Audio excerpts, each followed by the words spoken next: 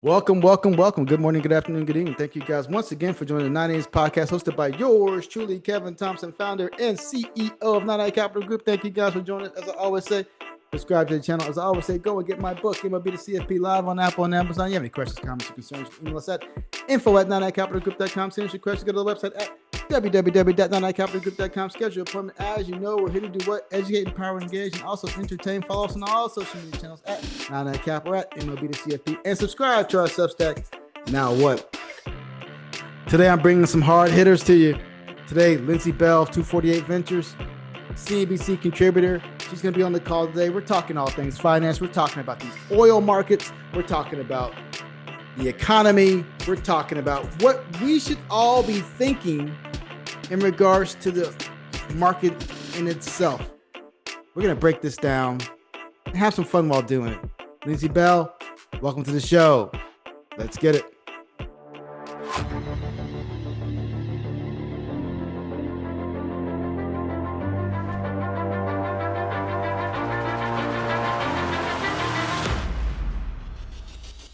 Thanks for giving us some time today, live from Charlotte, North Carolina. Yeah, I'm excited to be here. Thanks for having me. Now, I want to know a little bit about you because I was on LinkedIn and then I saw this girl, I saw this woman just talking, and it was like coming from the rafters. I was like, yes, she knows what she's talking about. I started reposting because you're talking about oil markets, you're talking about all this stuff that no one else seems to be talking about. But before we get there, tell me a little bit about your experience as a CNBC contributor. Like, how was that? It was fun. I got to meet so many people, and I still do CNBC and Fox Business Bloomberg. I was on Bloomberg on Friday. Awesome. So I still make my rounds, but you meet so many people in the green room. Yeah. Most recently, I was at Fox Business. I was on Maria Bartiromo's show. You know who I met? Scott Bessent. And I just walked up to him and introduced myself. He looked at me with all of his, by the way, all of his security, Secret Service people are all around him. And he just was like, "Who are you?" Well, I'll just tell him to stop making comments about tax policy. He was on there a couple of days ago. Everybody needs to reduce their withholding. I was like, hold on, Scotty. That's not your lane, my friend. Not your domain. Take care of the treasury and let other people, the tax people, the CPAs, the EAs handle that part of the business. But yeah. Okay. I mean, it's got to be a wonderful experience. The people you met, the places you were going. I mean, it's phenomenal, right? Yeah, it's so fun. I remember, I've been doing TV. So here's a short story you might not know about me. The first time I ever did TV was with Jim Cramer. I worked with Jim Cramer at the street on his charitable trust. Yeah. And I had to interview him. Oh my God. I was in my 20s and I was like, this is like the most nerve-wracking thing I ever had to do. But he's a good guy, always been good to me. So yeah. So it's been a great journey. Yeah. Yeah. Buy. You got to buy, you got to sell. It's little. I remember I used to watch Cramer a while back and I was like, I can't take too much of this stuff. Cause I mean, once you start knowing the business, learning the business, you're like, I need a break.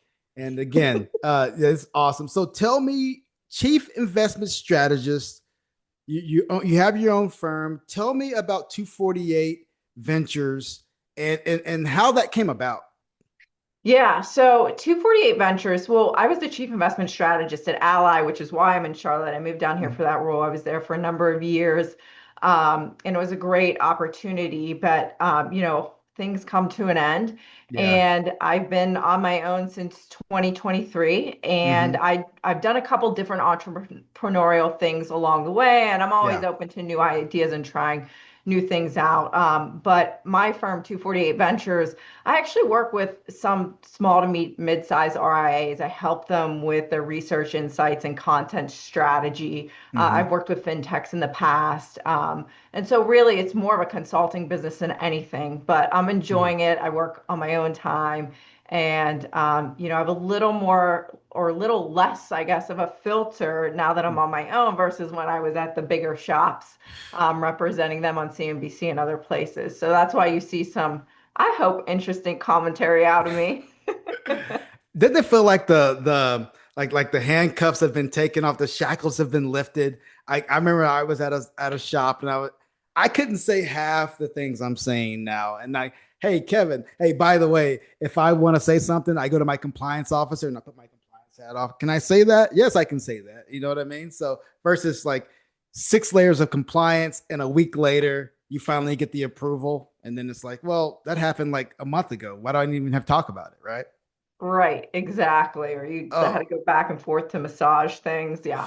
oh my God. And it sounds like standard deviation. And people get so bored, it's just gloss over. But saw you LinkedIn, you were spitting fire. You're talking about the disconnect between the actual physical market from a barrel of oil versus the futures market. I want you to kind of go in there because I've traded this stuff in my past days where I was trading futures and forex and losing money and learning the markets because the best way to learn the markets is by losing money, right? So I've done all this stuff, and I basically said it's crazy how quickly the margins, the cost to trade these contracts, it exploded overnight, and then you saw the market kind of go from 110 down to 99 or 98 all of a sudden. I'm like, I wonder how much of that has to do with the margin. But talk to me a little bit about the discrepancy between the physical and the futures market and why most people are missing that. Well, because the physical market number isn't like in your face. It's not Yeah. on the CNBC.com or Yeah. Bloomberg.com, wherever you're getting your financial news. And so Yeah. the way I describe it, it's like if you're at a store, you pick up a sweater that you want to buy and you read the price tag. The Hmm. price tag is the market price or WTI or Brent. And then you Yeah. get up to the till, right? And you're like, all right, I'm ready to pay for this. And they're like, no, the price is, that's wrong. It's 20% higher, whatever. Yeah. That's the difference. So the physical price is the price you're paying at the till. So if you're Yeah. actually getting a barrel of oil, a physical barrel of oil to put on your ship, you're paying one price versus what the market is pricing in because those are options contracts. They're Yeah. expectations of what the price is going to be. And Kevin, when this whole thing started, Yeah. everyone like me or like you was not hopefully not like us, but Yeah. most people, commentaries, pundits on TV were talking about the oil futures price curve, which was going like this, Hmm. which I believe I always get them It's confused. contango. Contango, yes, There you contango, go. which Yeah. means that the price is going down Yeah. as the months go on, which Yeah. everyone's like, the Iran conflict is going to end Yeah. quickly. And I was just like, this makes no sense. Yeah. I know we love to believe our beloved markets are just so efficient at pricing conflicts and Yeah. things and everything, and they're smarter than us as an average person. Hmm. Collectively, we're really smart, right? Yeah. Yeah. Well, I think it was just an example of that's how much uncertainty there was in the market about what is happening in the Middle East. There was a lack Yeah. of information, a lack of transparency. And I think there still is. It's a little bit confusing. I mean, you read the headlines every day, every 30 minutes. It's like, are we having talks or are we not having talks? We don't Yeah. know. So Yeah. I think the market just right now is choosing to look past the conflict in the Middle East. We haven't seen it. We're in the middle of earnings season. Earnings have been good. We haven't seen the inflation impact from this yet. We Hmm. haven't seen any impact on the ground here in the US. Hmm. So we are choosing to look past it.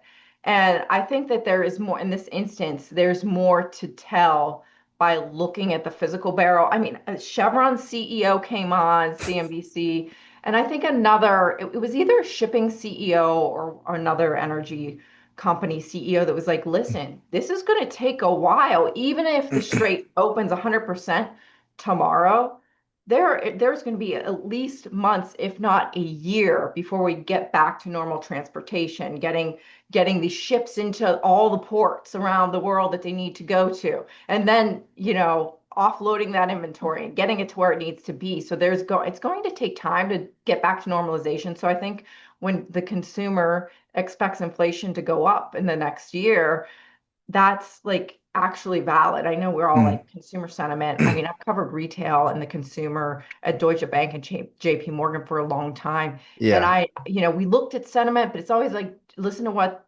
the consumer is doing, not what they're saying. Hmm. And so I know you take it with a grain of salt, but I think in situations like this, I don't know. I think there's more to it. there's a couple of ways I could go with that because one, let's just say happen. Okay, the buy now, pay later stuff, right? The people with excellent credit are getting access to free money. Like, for example, I have a new truck, a Toyota Tacoma, bought it, yada, yada, yada. Kevin, Right? I want to put some leather in there, whatever. So I decided to go aftermarket leather and all the other stuff. A firm's like, hey, we can give you 24 months at 0% interest. Why not? Oh, Free and money. they keep throwing that at people with 800 plus credit scores. So when we say the retail's not doing well, yeah, the top 10% or 20% are just keeping this economy rolling because there's so much access to credit.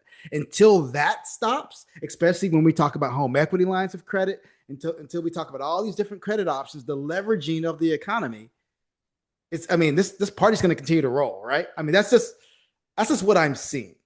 But No, you're seeing it. I'm seeing everybody's seeing it. Like you heard it in bank earnings. Like the big yeah, banks reported earnings and they were good and they talked about the consumer like they always do. And they talk about delinquency rates actually coming down and there is loan growth and all these things that are positive. But who are their customers, Kevin? The big yeah, banks? Who are their yeah, customers? It's yeah, not every day. Like it's the yeah, higher end market is yeah, are their 100%. customers.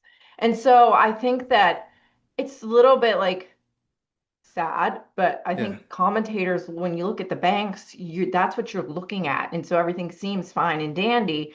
But they do talk about this, bifurcation in the market between the high end and the low yeah. end struggling. But um, yeah, I mean, I guess there was something I was going to say about this. No, no, but you're right because it's just the bifurcation, the disconnect, and I just feel like they're missing the what you see the stock market doing is not what the real economy is doing. It's two separate things. And And they can be separate for a long time. yes, That's the thing yes, is this is like my other thesis that I've been talking about lately is like this is an AI economy. This isn't mm, your traditional economy. If you look at what is driving earnings and what is driving GDP growth, it's mm-hmm, AI investments, the numbers, everybody's like hyped up about earnings estimates moving higher for the first quarter and for 2026. And it's primarily being driven by tech, also energy and materials because oil prices are higher, and mm-hmm, that's a high correlation there. But if you look within the tech, what is driving it? It's semiconductor earnings are going to the moon, right? And it's also some of the hardware and storage companies that you're seeing numbers move up too. And so it's really predicated on this AI spend and then the AI capex, even though we're scrutinizing allegedly these mega caps from their spending on AI, that's what's driving GDP growth because as that grows, it's a big component of GDP capex and investments. So, oh my gosh, you're telling me the trillions of dollars that they're spending in this tech circular modular spend is growing our GDP. Who would have thought? Who would have thought? No, I wanted to talk to you about that because like so what is your opinion around a company like say Intel or companies that are just buying other parts of another company and they're just kind of like going in this huge circle over and over and over again, this capex spending. Like, is that sustainable? That's my question. Is that sustainable? And is that ultimately real growth? Is that organic? I don't think that's sustainable. I Mm, think they need to do that to keep things moving. And there mm, is demand. You do hear from Intel and NVIDIA. And I hope that we're going to hear from the mega caps that are reporting, the Mag 7 names that are reporting this week. okay.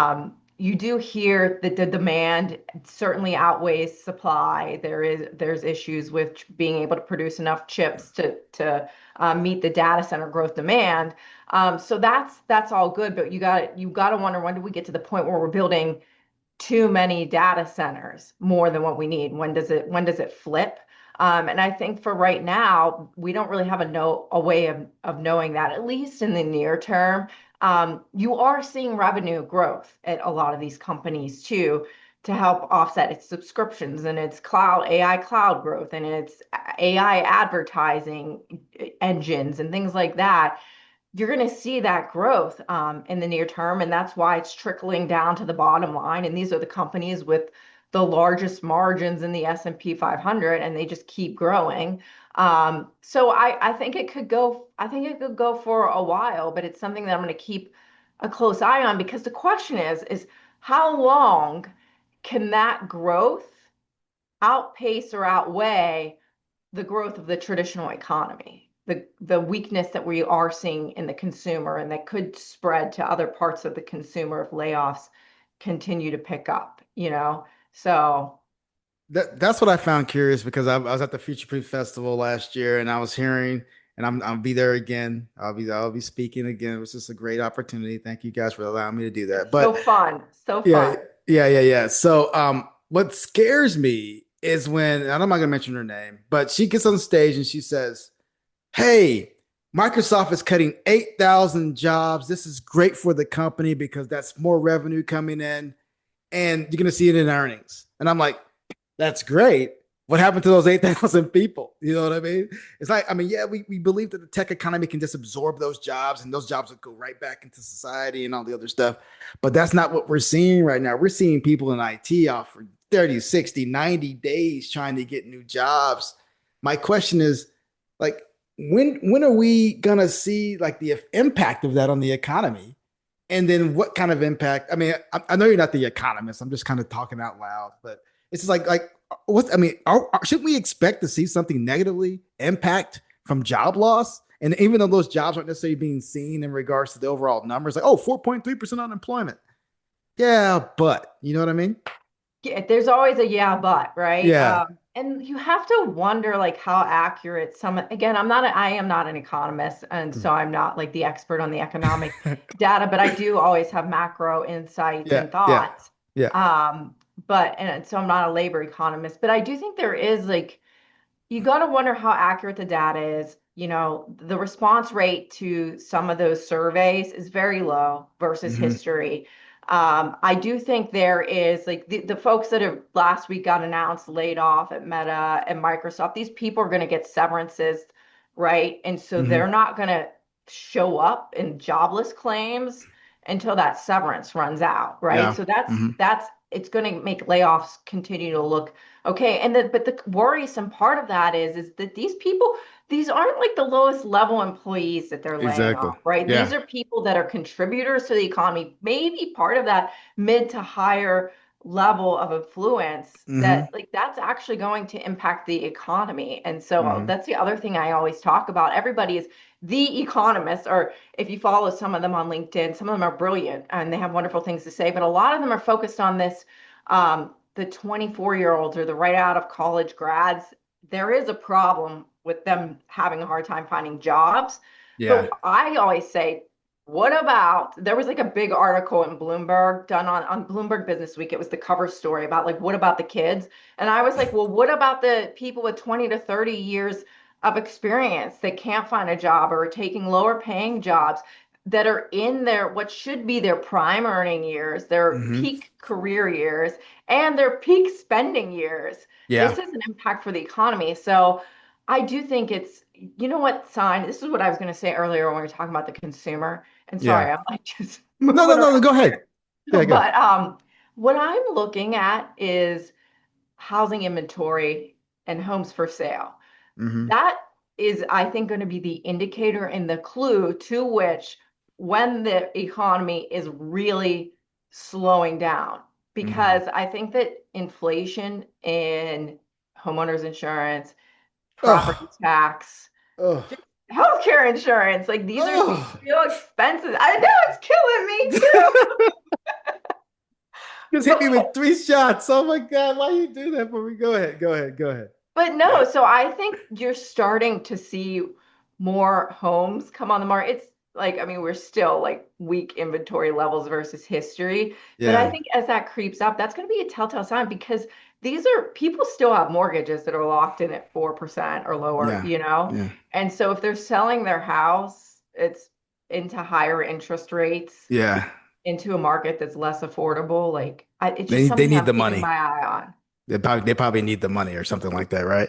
Right. Well, I guess my other concern, like you just talked about three things that are really in Texas, like it's a battle: property taxes. And again, I'm all for paying for firefighters and police and all. I'm 100%. But some of these property taxes get outrageous. And then we talk about homeowners insurance. We had a big storm just come through here recently. Runaway Bay just got destroyed last weekend, like literally, like 3 days ago. Oh my A God. city just got homeowner, and guess what happens when that happens? Boom, that homeowners insurance gets spread across the state. The increases get spread across the state. State Farm won't even insure in our neck of the woods anymore. There's like, no, we're gonna get you 3%, 3% deductibles, wind and hail on replacement cost of the entire home. So before you even, oh, I got hail damage, 3% on the entire, there's a deductible on the replacement cost. So that's almost $20,000 on some homes before you can even get your house done, get the roof replaced. Anyway, I It's digress. nuts. Well, I always say, so my homeowner's insurance in Charlotte went up 57% this year. That it had gone up every other year since the pandemic started too. I was Yeah. like, what are we doing here? Yeah. Oh, by the way, And we you just won't got, pay for anything. You won't pay for anything. oh, just try to get something, try to get something paid for. Pictures, you got to send pictures, you got to send pictures, you got to battle for it. Okay, we'll finally do it. And it's always a lower amount. We could talk about this, could be another episode, man. No, but a couple of other questions Buy for the you. insurance stocks, right? Oh, and they every quarter, oh, we just did X plus X $1 billion in profit. I'm like, okay, why do you put that in my face? You know what I mean? Anyways, You're like, you're welcome. You're welcome. yeah. So, personal note, like in this current environment, you being yourself, you being who you are, because I want to take it back a little bit because um, this is a male dominated structure we live in, right? I Yeah. mean, and let's just call it what it is, a white male dominated structure that we live in. Let's just call it what it is. Not a lot of people look like me on there, even though I'm getting close. Maybe I'll go in there with my braids and my dreads one day. Who knows? But um, when you first walk in the door of a CNBC or a Bloomberg or anything like that, like what was your comfortability level walking in the doors and presenting yourself as who you are, as Lindsay Bell? Oh, I was scared, Yeah, SHIT list. yeah, No, yeah, I was also like in my late 20s, yeah, and like I remember sitting on the set of CNBC and feeling like my mom always biggest fan, right? Your mom's always your biggest fan, yeah, or your spouse. But my mom would she'd be like, "You did great," or she would be like, "You got to sit up straight yeah, more or articulate your words." But that would be our only feedback because she doesn't understand markets. But I remember I would tell her I felt like my heart was going like this, like gonna yeah, explode out of my chest. And yeah, even now, like, and I've been doing it for a long time now, I still get like a little nervous and I have to do the like you probably resonate with this, the athlete like fine tuning or mm, repositioning and be like, I'm not nervous. I'm excited that I get to yeah. do this. Like Because it's I so cool. care. I get Because to I do care. Right. because I know I'm nervous because I care, Yeah. but it's so fun and it's always like I love doing podcasts Mm, more because it's more conversational and you have more time. mm, Whereas CNBC or whatever, I'm always like, all right, what are the key points I want to make? Because mm. I always feel like sometimes they try to direct you in one Yes. way, but you're like, I want to Yes. go this way, and you can do that. You can switch that conversation, but I do still feel like because it's such a short time, I'm a little more like buttoned up and like Mm. not exactly Lindsay Bell who you see right now. This is like Yeah. really authentic Lindsay, Yeah. but yeah. So I don't know. How do you feel? Do you feel like you bring your whole normal self when you're doing the TV Wh- segment? when I first started doing it, I was really nervous. I was like, oh, I gotta button up. But then lately, I'm just like, you're gonna get me, and this is who I am, and I'm not gonna tailor it for anybody. And I'm just gonna say what's on my mind. And what's funny is I don't. I'm at that point where I don't want them to even send me questions because I want it to be really authentic. Yeah. I said, just send me like a breakdown, and I don't want to kind of go back and forth. I don't want to be like, okay, I'm going to talk about A, B, and C. I'm like, no, authenticity, let it come out. But again, that could be dangerous sometimes.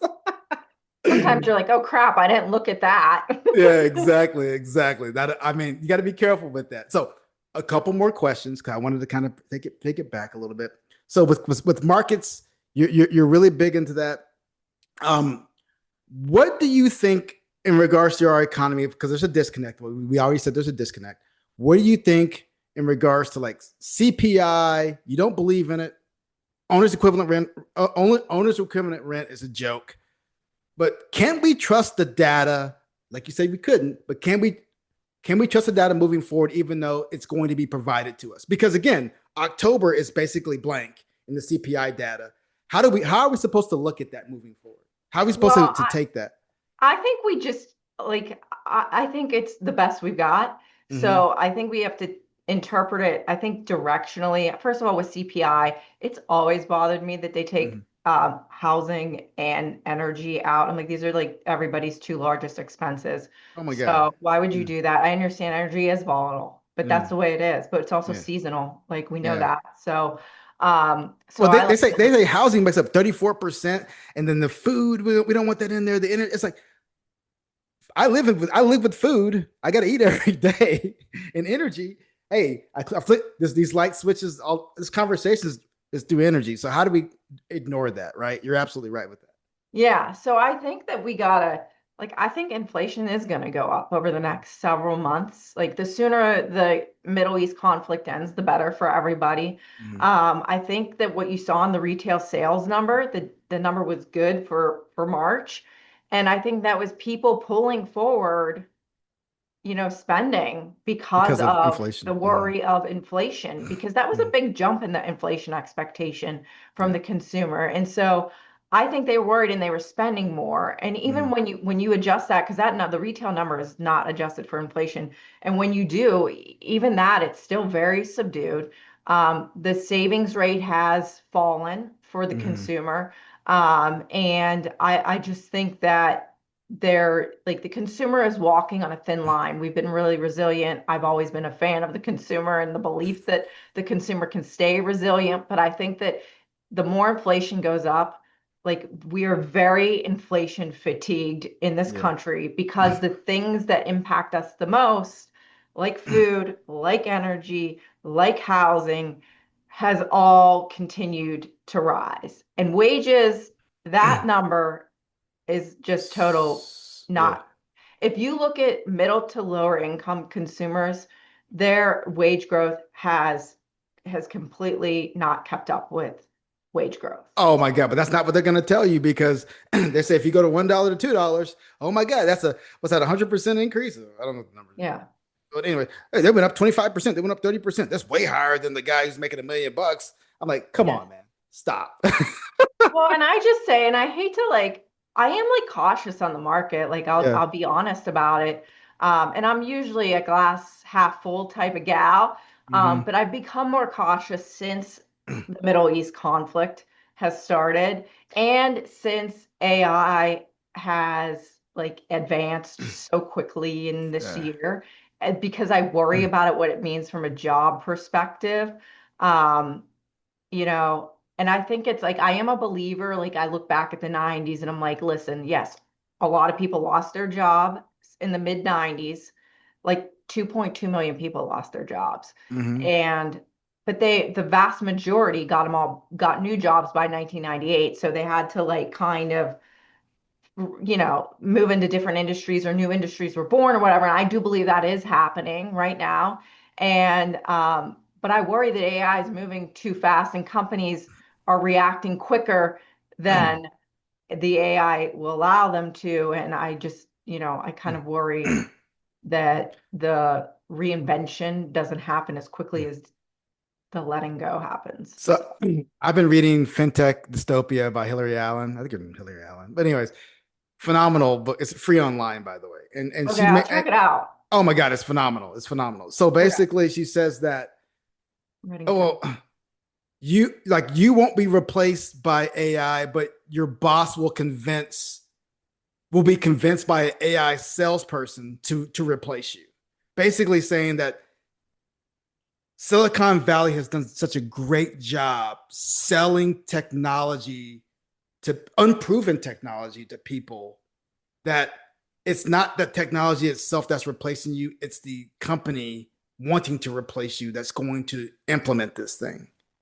And I'm a firm believer, like when I get on AI and large language models, we can call it what I don't believe it's AI. It's not artificial, it's not intelligent. It's just scraping the internet, grabbing information, and you're calling that artificial intelligence. You're basically borrowing the intelligence from the people. You're not creating anything. Anyways, I digress. But I get so upset. True. I see it the same way. So go Yeah. ahead. Yeah, I just get so angry because they're pitching this because they have to sell it because they're spending so much money on it. Now, I'm not a conspiracy theorist, but I also believe that this is really military driven versus anything else. Like consumer stuff, whatever comes out for the consumer, great. But this is us trying to get with China and all the other stuff that's going on. We got to get there faster than they are because whoever owns this sector owns the military and owns the control of everybody across the globe. That's just my opinion. I could be totally wrong. I'm quite often wrong, by the way. I mean, I'm sure there's some truth to that. What I would say is like, what bothers me about it, it is good for helping to research, like, Yeah. but you can't completely trust it. Like, Oh my God, no. that's what worries me is like I know I can't trust it because I've done this for so long that when I see certain things, I'm like, you have to kind of keep asking it questions and to get to the closer answer, Mhm. or use that and then do some of your research. But what bothers me the most is that people don't realize or think about it. It doesn't think, like you just Mhm. said, it's just scraping the internet. And so you're going to get, if you want an opinion on something, you're going to get the collective opinion of everybody else. Um, and that's pretty much going to be it. You're going to get Ah. consensus. And so you have to like be willing to use your own thinking. Like, because I was looking up the Steve Jobs departure. I was like, whoa, that seems off to me, like a little earlier than what Mm, people were anticipating. Like, mm. could there be, and I'm not like an Apple like I mean, insider Tim or Cook. like, Tim Cook. yeah, oh my God, Tim Cook. I said Steve Is it Jobs. Steve Jobs? All right. Go ahead. Go ahead. Go ahead. Rest in peace. Yes. Oh my God. Thank you for correcting me. Yeah. Yeah. But it just seemed a little off, and then the choice, and so I was just kind of trying to figure out, like, could there have been more shareholder activism in this and other companies more Mm. recently? Because CEO turnover is like at an all-time high. And Okay. so so I did a Poor LinkedIn post. CEOs, by the way. Poor those guys, man. They're gonna struggle. They're gonna I know struggle. they have their golden handcuffs, they're fine. Um, but anyway, so I just like I was like asking, like, is there anything fishy about this? Essentially, I didn't use those words, but it was like, this is perfectly normal and da da da da da. This has been in the works for a long time. I'm like, I don't think you're right. Yeah. Yeah. Don't ask it a tax question, by the way, because you may get some stuff. And like I told Altruist this and got Jason Wink, hey, love you to death, man. Uh Went in there, we started doing some stuff, tax stuff came out. I'm like, hey, that's not right. Hey, this is not right. And then of course it's learning. But if you're not a tax professional, if you're not a professional in this industry, Yeah. oh my God, you could be led down a path of just nonsense to where it's like you start believing such things. And that's what I think the problem is with AI LLMs at this present time. They're just it's just flop, and blop, in my opinion. I don't trust it, never did, but it is what it is. But one more question, if you don't mind. I don't want to take too much of your time. Sure. And thank you, Lindsay. Thank you for joining us, by the way. This has been awesome. This is fun. This has been awesome. You said you don't trust the markets and the current environment. So I'm not saying to give anybody any advice because that's not what we're here to do. But if the similarities between, and I just got through reading 1929, by the way, by Andrew Ross Sorkin, the similarities I've been seeing, the circular finance and the leverage and everything like that. What do you see that's bringing you pause to this current environment? Yeah. It's not that I don't trust the markets because I think the markets do their thing, but it Mm-hmm. doesn't align with what the economic environment is doing. Mm-hmm. That being said, earnings is the mother's milk, as Mm-hmm. my friend Larry Kudlow would always say, of Supply the side market. economics. Almost done. Yes. And they're moving higher, so that supports the market moving higher. But I think if you look underneath the surface, this is really truly an AI driven, an AI economy story, not a traditional economy story. It's an AI economy story, which can last for a while, and hopefully the traditional economy catches up to it. But what worries me is when I listen to industrial earnings and I see industrial earnings numbers are being cut the most out of any sector. And like, that's like, I know we are more of a service economy than of a manufacturing economy now than ever, but the traditional industrial economy is still really important to the foundation of our overall economy, even if we're outsourcing our manufacturing, you know? And so when I see some of these businesses, or even I look at an Intel, and yes, they are moving into AI chips. And of course, there's higher growth, higher margins there, but at the cost of letting go their traditional business of PC chips, which, by the way, if consumers are going to use AI, they're going to use it on a computer or their mobile phone. And so you're going to need those chips. So what they're doing is they're making it more cost prohibitive, again, for the lower income consumer that just needs a basic computer. They're no longer making those. I mean, they are, but much fewer. And they're instead making gaming computers or AI enabled computers that cost much more. And so I think this like I wonder if there's a shiny object syndrome going around, where we're moving all of our traditional businesses to chase the shiny new object, which is AI.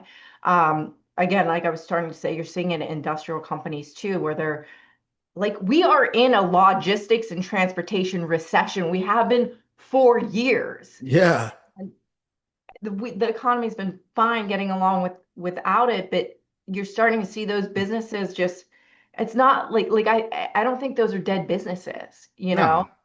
Railroads, you know what I mean? Yeah. Yes. It's anyway, it's the groundwork, the foundation of our economy. So that had me worried. But like I said, what I'm watching is really just, I'm going to be watching the jobs data, and I'm going to be watching the housing market, like I said, because I think the housing market is going to give us the real clues to where we go from here. Well, all I know is there's a couple things that worry me.